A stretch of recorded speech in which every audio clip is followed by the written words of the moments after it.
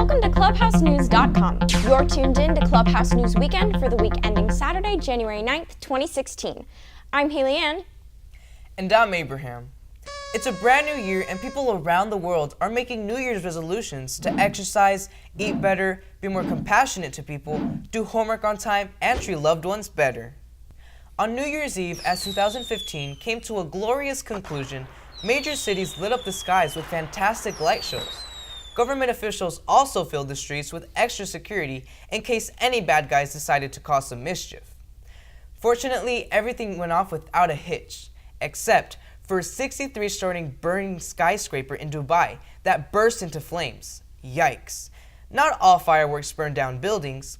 Since thousands of exploding rainbows lit up the Sydney Opera House in Australia, the Golden Gate Bridge in San Francisco, Times Square in New York City, where the classic ball drop occurs, the Giza Pyramids near Cairo, Egypt, Copacabana Beach in Rio de Janeiro, Brazil, and Big Ben in London, just to name a few. So, have you made any New Year's resolutions? Have you already broken any? Good luck with making big changes, and happy 2016 from all of us at Clubhouse News.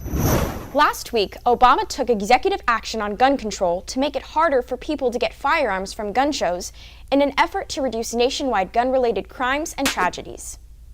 Critics believe that gun control just takes guns out of the hands of law-abiding citizens, since criminals who misuse them will just get the guns illegally anyhow.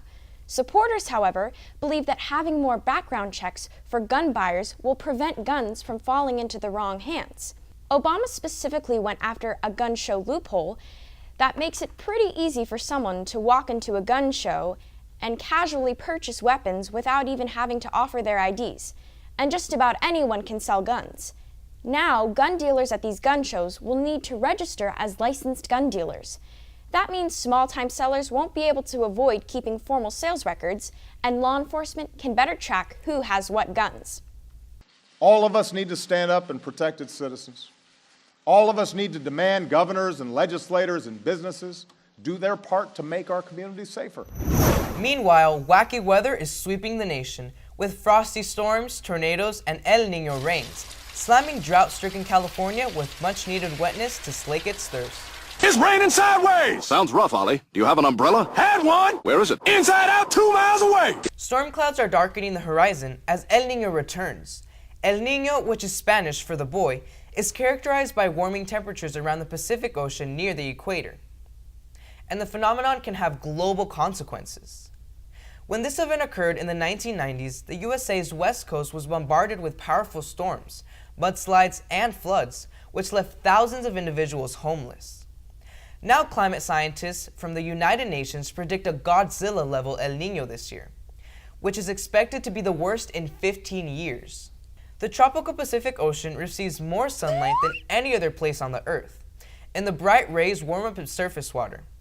A constant stream of wind blowing from east to west normally pushes this heated pool towards Indonesia and Australia.